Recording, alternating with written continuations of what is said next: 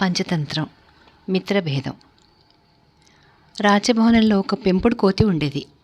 రాజు దాన్ని చూసి ముచ్చటపడి తన అంగరక్షకుడిగా నియమించాడు.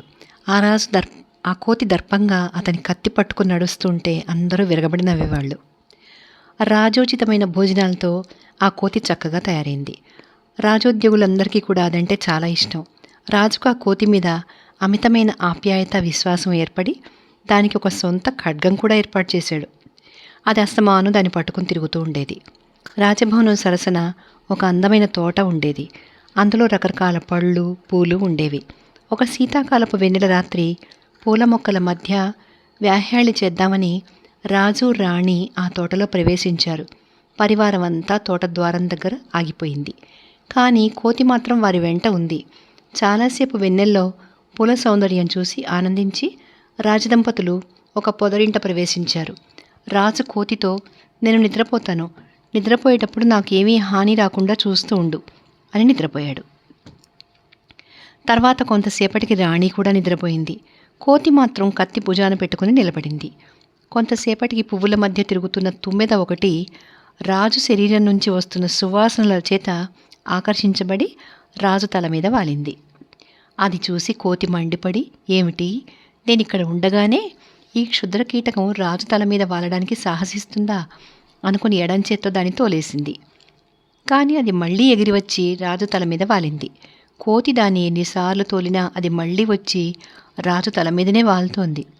కోతి కోపం పట్టలేక, ఉండు, నీ పని చెప్తా అంటూ తన చేతిలో ఉన్న బరువైన ఖడ్గం ఎత్తి బలంగా తుమ్మెదను కొట్టింది. ఆ దెబ్బకు రాజు తల రెండుగా చీలింది. రాజు పెద్ద చావుకేక పెట్టి ఆ క్షణంలోనే మరణించాడు. ఆ కేకకు రాణి లేచి కోతితో, పాపి, నీ మీద ఎంతో విశ్వాసం ఉంచిన రాజు ఇలా చేశావే అని అడిగితే కోతి జరిగిందంతా చెప్పింది.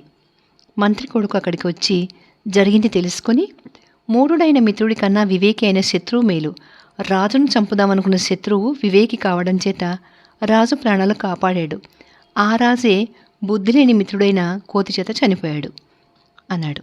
కరటకం దమనకానికి కథ చెప్పి, మన సింహానికి నీ వంటి మూఢుడైన ఆప్తుడి కన్నా వివేకం గల శత్రువు ఉంటే బాగుండేది. గుర్తుంచుకో, ఎప్పటికైనా తప్పు తప్పే, ఒప్పు ఒప్పే. ఎంత దాహం వేసినప్పటికీ మనుషులు మురికి గుంట నీళ్లు తాగరు. కానీ నీలాంటి రాజకీయవేత్తల అభిప్రాయాలు అస్తవ్యస్తంగా ఉంటాయి. మిణుగురు పురుగు అగ్ని అనిపిస్తుంది.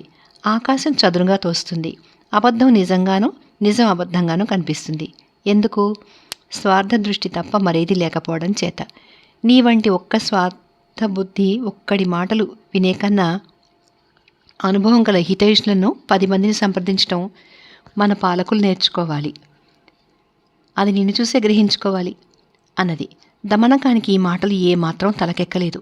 అది కపటంగా నవ్వి తన అన్నను విడిచి వెళ్ళిపోయింది. ఈ లోపల పింగళకము, సంజీవకము తిరిగి పోరాటం మొదలుపెట్టాయి. పింగళకం తీవ్రంగా గాయపడినప్పటికీ చిట్ట చివరకు సంజీవకాన్ని చంపేసింది. రక్తం ఓడుతూ పడి ఉన్న తన పాతమిత్రుడి శవాన్ని చూస్తూ ఉంటే పింగళకానికి జాలి పుట్టుకొచ్చింది. ఆహా, ఎంత పని చేశానో! అతనే నేను, నేనే అతనుగా ఉంటిమే. అతని చంపి నేను కూడా సగం చచ్చాను అనుకుంది. దమనకం పింగళకం వద్దకు వచ్చి, మహారాజా, ఎందుకు విచారంగా ఉన్నారు? తండ్రి ఏది, తమ్ముడ ఏది, కొడుక ఏది, మిత్రుడ ఏది? రాజు శత్రువును విధిగా చంపాలి.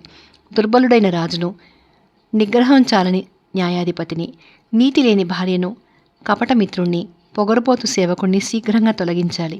సాధారణ వ్యక్తులు పాటించే నీతి సూత్రాలు రాజులకు వర్తించవు.